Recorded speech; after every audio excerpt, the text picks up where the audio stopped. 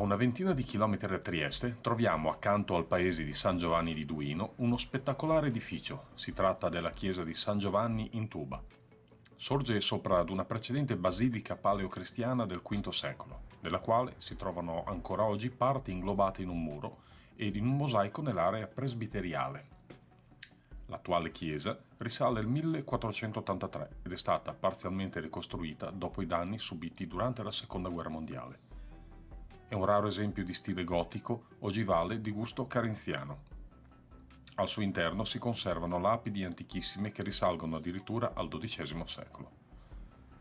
Il toponimo Tuba potrebbe provenire dal latino ed indicare un condotto delle acque, forse riferendosi alle retrostanti risorgive del fiume Timavo, che tornano qui alla luce del sole dopo aver percorso 40 km sottoterra.